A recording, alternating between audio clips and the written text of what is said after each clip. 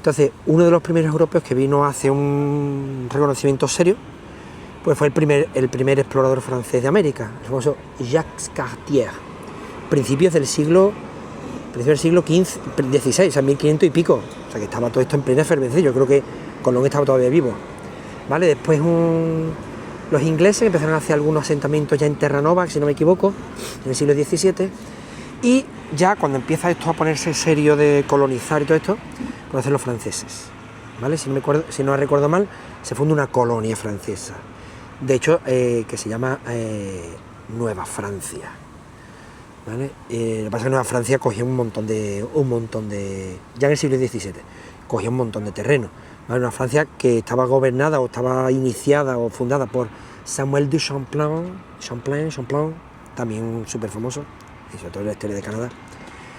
Pues al principio básicamente eran dos asentamientos, o sea, dos zonas aquí en Canadá, que era lo que hoy en día es Nueva Escocia, y todo lo que es la región, la provincia de Quebec. Más todo eso que se fue expandiendo hacia abajo, cogió todo el centro norte de Estados Unidos, lo que hoy en día sería Michigan, y todo para abajo, Oklahoma creo, todo eso, bueno, no sé. Y de hecho esa expansión llegó hasta el Caribe, ¿vale? Porque los franceses llegaron a tomar posesión de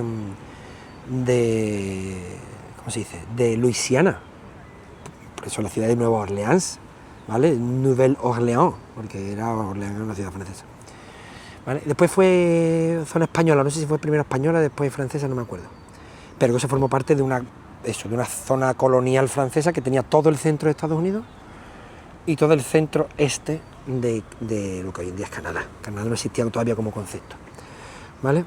Siglo XVII, ya los ingleses empezaron a expandir o a hacer sus famosas 13 colonias en la costa este, y el centro ya más tirando para el oeste y la costa oeste de Estados Unidos, de lo que hoy en día es Estados Unidos, pues era español, ¿vale? Sobre todo Arizona, Nueva México, Colorado, no sé qué, Oregón, creo que incluso California, Texas, todo eso era español, ¿vale? Después una parte fue México, claro, porque cuando México se independizó de España. Pero en ese momento, ¿no?, siglo XVII, principios del XVIII, eso era español. Es decir, más o menos, ¿no?, a grandes rasgos, el oeste era español, digamos de Norteamérica, ¿no?, el oeste era español, el centro era francés y el este era inglés, ¿vale? Pero empieza el siglo XVIII y empieza a haber una presión, hay un mal rollete gordo, como es normal, entre las colonias inglesas, uy, un bicho, entre las colonias inglesas y las colonias francesas, y hasta que eso, mal rollo, hasta que estalla en lo que se llama la Guerra de los 7 años, una guerra entre colonias de inglesas y francesas. Realmente es una guerra entre Inglaterra y Francia, ¿vale? Entre Inglaterra y Francia, porque todas eran colonias de esto. Y esa guerra la ganan los ingleses, mediados del siglo XVIII, ¿vale? Más o menos, esa guerra la ganan los ingleses. Y entonces creo que pues que toda la zona de Canadá, toda la zona que era de Canadá, pues aquello que ya no se llamaba Nueva Francia, claro, evidentemente, aunque Luisiana seguía siendo parte de Francia, ¿vale? Pero toda la zona de lo que hoy es Canadá, pues se lo queda Inglaterra, Y entonces la colonia de lo que hoy en día es Nueva Escocia y New Brunswick, que eso los franceses lo habían llamado Acadie o Acadia, dicen fuera de aquí, fuera todo el mundo de aquí, fuera todos los franceses, nosotros vamos a hacer nuestros propios asentamientos. Y por eso hoy en día Nueva Escocia, que hemos estado hace unos días en Halifax, allí no se habla francés ni nada. Sin embargo, los colonos franceses de Quebec se quedan, y a Inglaterra les permite quedarse allí y mantener sus costumbres francesas y su idioma francés. Por eso en las provincias de Quebec pues se queda, ¿vale? Y a finales del siglo XVIII, en 1776, 1770 y poco, pues las colonias inglesas se rebelan, la guerra de independencia de los Estados Unidos, ¿vale? Entonces toda la guerra de independencia, para arriba, para abajo, en fin, todo el jaleo, ¿no? Y entonces, claro, lo curioso, una cosa que no se cuenta mucho, o por lo menos, claro, desde el punto de vista de Estados Unidos, o lo que se ve desde fuera en las películas, lo que sea, es que no todas las personas que vivían, no todos los colonos ingleses que vivían en las colonias inglesas, no todos se querían independizar, algunos eran leales a la corona inglesa, al imperio británico, ¿vale? Y entonces cuando Estados Unidos consigue independizarse, las 13 colonias, que están en lo que sería hoy en Nueva Inglaterra, consigue independizarse, pues hay muchos ingleses, colonos ingleses, que no quieren formar parte de Estados Unidos. Dicen, bueno, nosotros nos vamos a la parte norte, que ahí esa parte no se había independizado, a la parte de eso, ¿no? La parte de Quebec, de Nueva Escocia, de New Brunswick, en fin, para arriba. Y todos esos colonos ingleses que llegaron para arriba, muchos se establecieron al oeste de Quebec y fundaron una especie de lo que hoy en día es la provincia de Ontario, que es totalmente anglófona, claro, angloparlante. Y de hecho, como os digo, ya empieza a hablarse de Canadá, pero se habla una especie como de Canadá del Este y Canadá del Oeste, que sería, Canadá del Oeste sería una especie como de Ontario, donde está Toronto, Ottawa, Ottawa, Toronto, y la Canadá del Este pues sería Quebec, Montreal y bueno, y todo New Brunswick, entiendo que también forma parte, Terranova, Nueva Escocia y todo eso. Pero eso al final acaba uniéndose en un solo territorio, que es Canadá, ¿vale? Que sigue dependiente de la colonia del Imperio Británico. Ya os digo que todos estos eran ciudadanos que no querían independizarse, ¿vale? Los que formaron Ontario querían seguir siendo británicos, y los de Quebec es que ya eran ciudadanos británicos. Bueno, ya era una colonia británica hacía ya mucho tiempo. Bueno, mucho tiempo no, hacía 50 años más o menos.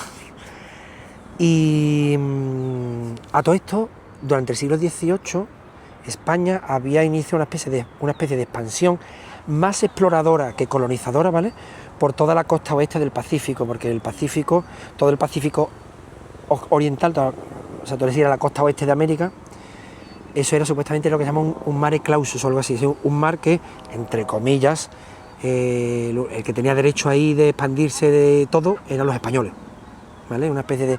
Yo no creo que ese derecho lo reconocerán los ingleses y los franceses, pero bueno, existía ese derecho, ¿vale? Es decir, toda esta costa, eso tiene que ser de los españoles. Entonces los españoles iban expandiéndose hasta arriba, subieron a Oregón, lo que hoy en día es Washington DF, el estado de Washington, Vancouver. De hecho, en la isla de Vancouver hicieron un asentamiento, bueno, poquito, español, ¿vale? Hoy en día están todavía las ruinas, que no sé cómo se llama, no me acuerdo cómo se llama, y se expandiendo, y oye, esa influencia, esa expansión, esto ya lo he dicho, esa expansión por la costa oeste de Canadá también, pues llegó a Alaska.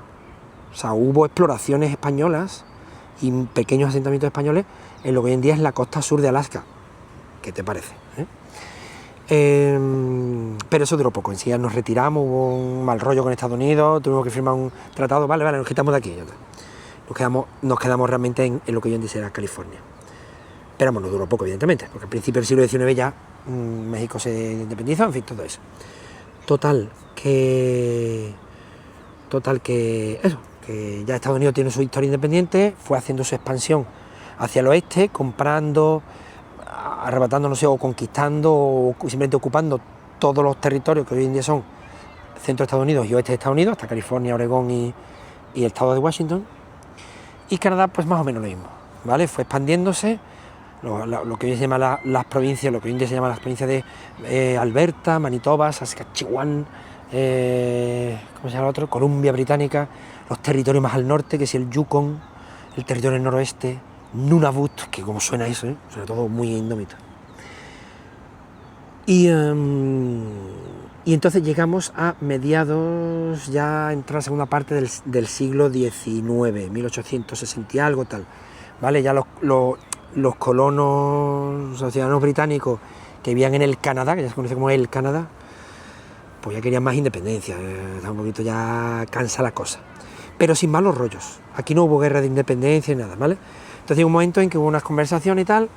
Supongo que esto llegó un momento en que le costaba mucho mantenerlo al Imperio Británico, y digo, bueno, pues vamos a hacer una cosa, independizaros, o sea, gobierno independiente, pero pertenecéis a la corona británica, ¿vale? Es decir, gobernativamente, como se diga, pues sois un país soberano, vais a ser una nación soberana, ¿vale? Pero si os parece bien, seguís siendo parte del Imperio Británico, es decir, consideráis al rey de Inglaterra o a la reina, porque esto fue durante el reino de la reina Victoria, como vuestra soberana. ¿Me os parece bien?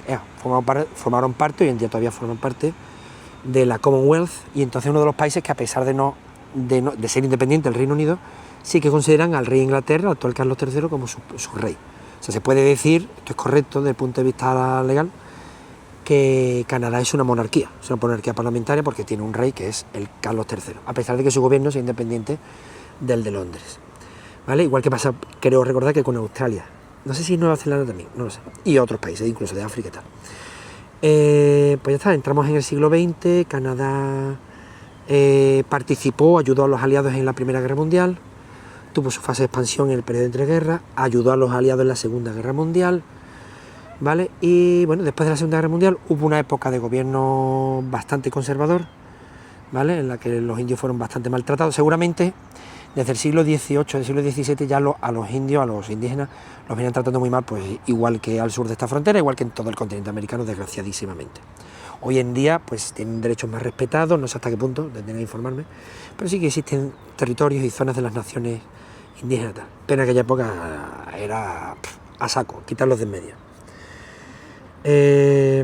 Y de hecho, ya os digo, estamos hablando del periodo entre los años 40 hasta los años 60, todavía había mucho mal rollo y tal. Después hay un periodo de los años 60 a los años 80, todo esto del siglo XX, claro, 60 a los años 80, que el gobierno conservador pierde el gobierno, el poder, y hay hay como una especie como de 2 décadas de gobierno liberal, de gobierno, digamos, más progresista. Y entonces, bueno, se van aprobando cosas, leyes y tal. Después de los 80 a los 90, si no me equivoco, a lo mejor estoy haciendo al revés, no creo que no. De los 80 a los 90 vuelve a haber un gobierno conservador y a lo largo de los 90 vuelve a haber un gobierno progresista, ¿vale? El famoso Pierre Trudeau, que es el que tiene el aeropuerto de Montreal, se llama Pierre Trudeau. Yo no sé si era el padre o el abuelo del que ha sido después, hasta hace poco, primer ministro de Canadá, el Justin Trudeau, no lo sé. En cualquier caso, supuestamente un tío parece ser bastante progresista y tal, y una de las cosas que hizo fue poner el francés al mismo nivel que el inglés en toda Canadá. Entonces en Canadá, a pesar de que no todo el mundo hable francés, pero sí todos los carteles y tal, todo, incluso en las regiones que hablan inglés, están bilingües, están en inglés y en francés. Y yo creo que eso se hizo en los años 90, no sé. Mediados de los 90, 1995, se producen las aspiraciones independentistas de la provincia de Quebec, que se consideraba muy diferente al resto de Canadá, que es principalmente angloparlante o anglófona, pues van creciendo hasta que se hace un referéndum de independencia. Pero lo pierden los independentistas, por poco, pero lo pierden. Entonces Quebec, hoy en día, desde entonces y hoy en día, pues sigue siendo una provincia más de Canadá. De hecho, hay una especie como no me sé muy bien la historia, pero parece que hay un intento de Quebec de declarar independencia de forma unilateral, pero hay un fallo de las Cortes del Tribunal Supremo de Canadá que dice, no, espérate, según lo cual tiene en el fondo bastante sentido, por lo menos humildemente desde mi punto de vista. El Tribunal Supremo dice, mira, desde el punto de vista de nuestra Constitución, de la Constitución canadiense, un territorio no puede declarar la independencia de forma unilateral a no ser que A, sea considerado un territorio colonial, cosa que no es porque es una provincia más de toda Canadá, estaba hablando de Quebec, claro, o B, esté ocupado militarmente, cosa que tampoco era, ¿vale? A mí me parece de bastante sentido común en ese sentido. Total, que se quedó ahí la cosa. Y ya está, llegamos al siglo XXI y está la cosa como está. ¿Vale? Bueno, ya en los años 80, creo 90, Canadá se había unido a la OTAN, pero en fin, eso ya son historias muy recientes que tampoco me las sé muy bien. No me iba a enrollar, ¿verdad? No me iba a enrollar, me he enrollado, no pasa nada. Y esa es la historia de Canadá, que yo creo que es muy poco conocida en España. Espero que os haya gustado. Y si no os ha gustado,